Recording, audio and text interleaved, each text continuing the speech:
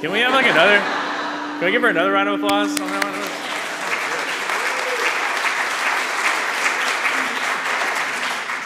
Oh, thank you all so much for having me again. This is my third time preaching in this congregation. It fills my Texas heart to see such a full church on a Sunday morning. You guys could have slept longer. You could have gone to brunch, but instead you choose to be in the house of God this morning, and that is a good and holy thing.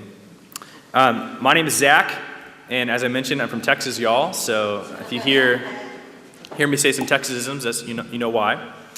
I'm the pastor of Simple Church in Grafton, Mass. And we are a new church start. We began 3 years ago. And we started out of a closed church in Grafton.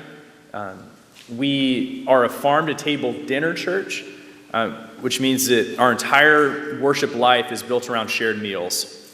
And because of that, we get to do really cool things. We work with an organic farm in Grafton called Potter Hill Farm, just right next door to my house. And we also are committed to monastic funding practices. So we pay for the church through baking and selling bread. I may have seen several of y'all at the Sterling Farmers Market last summer and into the fall. And we also build church websites through a little website firm called Small Steeple. So I know all of your faces, whether you know it or not. So either I saw you at the farmer's market, or I'm like, they're on the About page, like halfway down. I recognize them. This morning, what I'd like to talk to you all about, what I'd like for us to talk about, is anxiety. What is it? Why have we got it? And I'd like to explore with you a link that I see between anxiety and that oft misunderstood principle called discipline. Jesus, in the 12th chapter of the book of Luke, tells his disciples, don't worry. Is this like a hot mic? Do I need to lean into it a little more? He tells his disciples, don't worry. And I was thinking this morning as I was driving over here, if I was a pastoral care and counseling professor at a seminary, I would give Jesus like an F on pastoral care and counseling, because how many times have you guys ever experienced a hardship in your life that you are anxious about, and then someone with good intentions says, hey, don't worry about it? And when has that ever worked? When has telling someone not to worry about something ever made them feel better? Never, right? But I think that what Jesus gets at in this 12th chapter of Luke actually has a lot to teach us about priorities and the way that we fill our lives, and the way that filling of our lives can lead us to be worry-free and anxious-less people. So let's start by defining anxiety. Jesus seems to define anxiety as a lack of trust. He says, don't worry. You see all these people worrying all the time. He goes, look at the birds of the sky. They neither sow nor reap. They don't plant in the ground and they don't make harvest, but God feeds them. They don't worry about where their food comes from. They just eat. The food that they need is provided to them. He says, look at the lilies of the field. They don't make their own clothes. They don't buy materials, but God clothes them more magnificently than Solomon. I think that a lot of the time when we worry because it feels productive. If you worry about a problem in your life, I think that you work through the problem twice. First, when you're sitting alone worrying about how it's going to turn out, and second, when you actually roll up your sleeves and get to work. As an example of this, do you guys remember 2 winters ago when we had like 12 feet of snow? Do you remember that? As I mentioned, I'm from Texas. That was my first experience of real snow. It has snowed when I was here before, but and I also live on top of a really high hill with no trees and just whipping wind. And so the wind would carry the loose snow and create these snow drifts that, I kid you not, were like higher than my house. And there was a guy in a snowplow truck with the sander, and he came in, and I saw him through my kitchen window, and I said, oh man, he's about to hit that snowdrift, but he couldn't see it. And so he's just plowing along, and then boof, goes like up and over this snowdrift. And then he proceeds to just like slam on the gas, and his car is going like this, and then he's throwing it into reverse, and then it's just flopping around everywhere, and I'm like, he's not going to get out of this thing by pushing on the gas.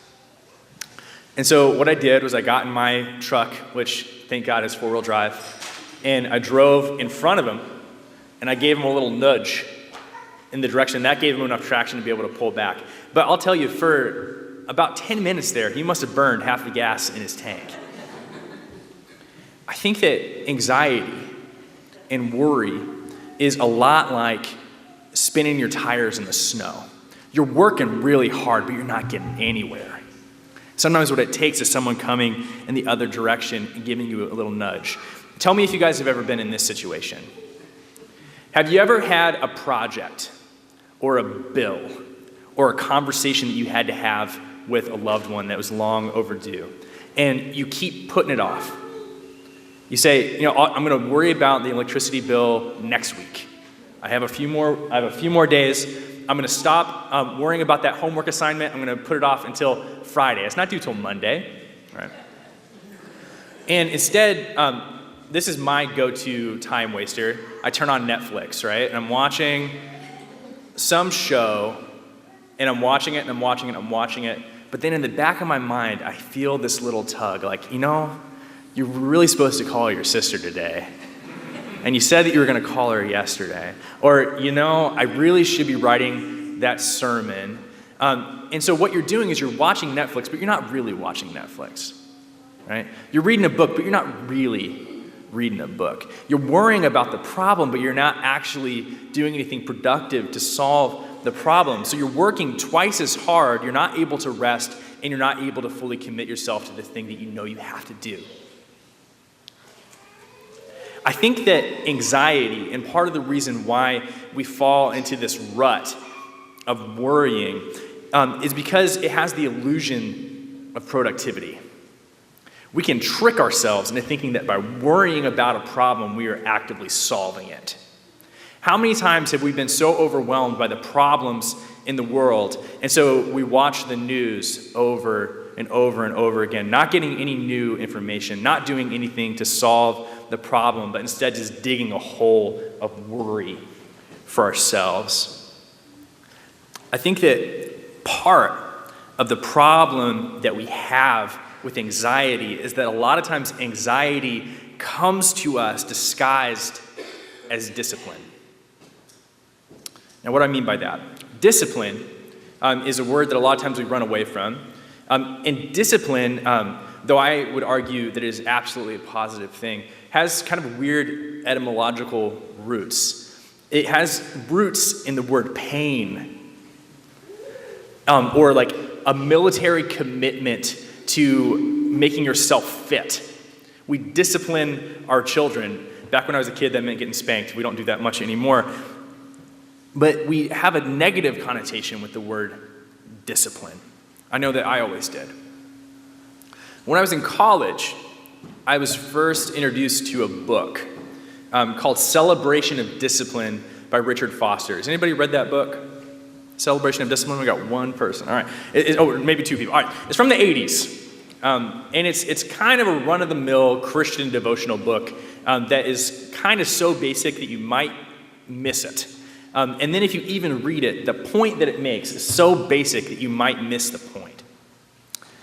Richard Foster says in this book that by embracing disciplines like prayer, fasting, Bible study, tithing, acts of mercy, that we are able to become closer to God and closer to our fellow human beings.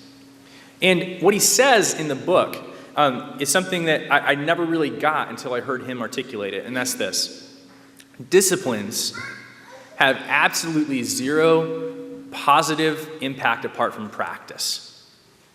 In fact, apart from practice, disciplines don't exist. If you want to be a prayerful person, you have to have the discipline to pray. If you want to be a generous person, you have to practice the discipline of generosity. You have to be a generous person through giving. Apart from action, disciplines do not exist. I think that disciplines, in a lot of ways, are like spokes on a bike wheel. Do I have any cyclists in the house? Anybody ride bikes? One or two? Okay. When I lived in Boston, the first time I rode a bike from the time I was like 12. Okay, so from 12 to 22, I didn't ride a bike, and then I bought a bike in Boston. And one thing about these like kind of old school bikes is they have these thin spokes that run to the middle of the wheel. And they're fragile as individual spokes. And it's really easy for one of them to break if you're not careful. But if you break a spoke on your wheel, you can ride your bike for a long time without really noticing it. You can ride it for weeks, maybe even months, maybe even years. But eventually, that tire is going to go off true. Because that little spoke, that thin little piece of metal, was giving it support that it needed. And pretty soon, your tire is going to start wobbling like this, and all the other spokes are going to start to bend from the pressure of that missing spoke. And before you know it, your bike is completely unrideable, and you have to get a new wheel. And with used bikes, sometimes the wheel costs more than the entire bike. I think that discipline and disciplines, spiritual disciplines, have the ability to become like a positive spiral. If you feel out of control in your life, if there is something that is gnawing at you that you cannot control, maybe it's sickness of a loved one, maybe it's tensions in your marriage, maybe it's feeling a disconnect between yourself and your spiritual community, or a disconnect between you and God. I think that if you grasp onto discipline, it has a positive effect, a positive spiral that makes other disciplines more possible for you. I'll tell you what I mean by this. I am a foster parent, as Dave, or who was it that mentioned it? Yes, of course, sorry. The foster care system is such a mess. And when my wife and I took in our two foster kids, we had no idea what we were getting into. Thank God for people who are naive and want to help out. We have been locked in a horrendous legal battle for the last 2 years that we didn't sign up for and we didn't expect. It's a lot like a messy divorce, except we were never married to the group that we are fighting. And the thought of my daughter going back to the home that she was removed from was a constant source of stress that I wore like a cloud for the last year. And without realizing it, I was starting to let other things slip. I had hundreds of unread emails. I wasn't as present at home as I thought I was. I gained like 30 pounds without realizing it. I wasn't eating healthy. My prayer life began to slip. Do you see what I mean? One spoke broke, and then the rest started to fall off true. And before I knew it, I was just unable to do basic things. I felt depressed. I felt anxious all the time. I even considered going to my doctor and asking for medication to help me deal with the anxiety that I was feeling. But then maybe about 6 weeks ago, I decided, you know what? I am going to go back to the gym. And I started running. And by running, by taking control of the aspect of my physical health, I suddenly had more energy to devote to other things. I decided to take care of the way that I was eating. I started having a regular prayer practice, which had fallen away over the last year. I started practicing yoga. I took care of the yard. The grass was like up to here last summer. By taking care of one discipline, there was a positive spiral on all the other disciplines, and almost miraculously, I feel better. And I realized that the thing that I was worried about, I didn't have any control over to begin with. So I think that the positive spiral of a commitment to discipline has the ability to remove anxiety from our lives, because anxiety in itself is by definition unproductive. Another example of this. Anybody in here read Stephen King? Nobody? Man, I'm hitting on lots of little subcultures within the church. Well, Stephen King's one of my favorite authors. I think he's a genius, and I'm not alone. Pop culture icon, has written stories from Shawshank Redemption, Green Mile, It. He has written, I think, the best epic fantasy novel called the Dark Tower series. But what Stephen King is probably most famous for, apart from coming up with really good stories, is coming up with a lot of stories. And not just a lot of stories, but stories that are so thick that you could probably build a house out of them if they were bricks. He makes 2 or 3 700-page books every year for the last 30 years, consistently like clockwork. And people always ask him, they say, how do you do it? How do you come up with these stories? And once you come up with them, how do you have the discipline to write these long books every single year? And this is what he said. He said, I wake up every morning, I make myself breakfast, I get my dog on a leash, and I take him for a 2-hour walk. And then I come home, by then it's about 10 o'clock, check in with the secretary for about 30 minutes, check in on all of my correspondence, and then I sit down and I write for 3 hours. And then by the time I'm done, it's about 1 o'clock in the afternoon, catch up with my family, watch TV, and maybe go for another walk, and then go to bed around 8 o'clock after dinner. Then I wake up every morning and do the same thing. So he only works 3 hours a day, right? Sign me up for that, right? But he does it every single day, and he doesn't worry about what he's doing. He just sits down and he writes. And the discipline of sitting down and writing without stopping for 3 hours has made him one of the most prolific, successful, extremely wealthy.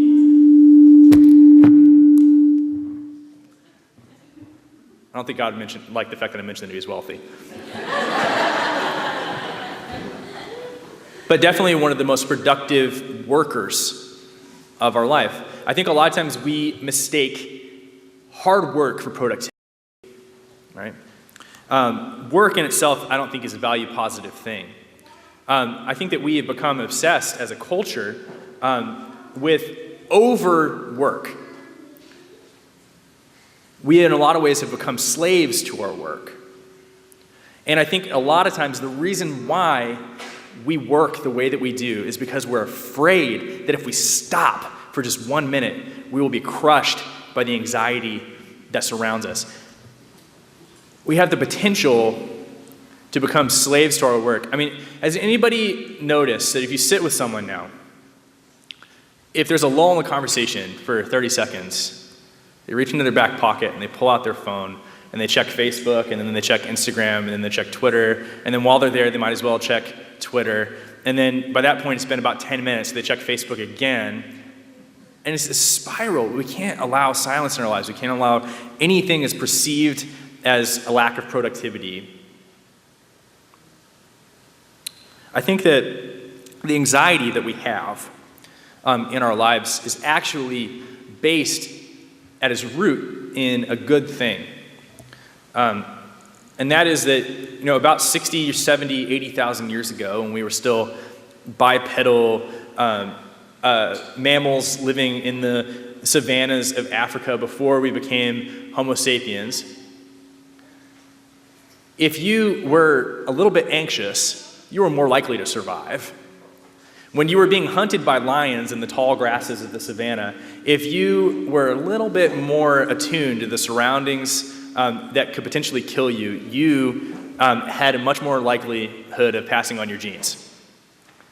So worry is baked into our DNA. Anxiety is baked into our DNA, but we don't have the lions anymore. So instead we create these lions.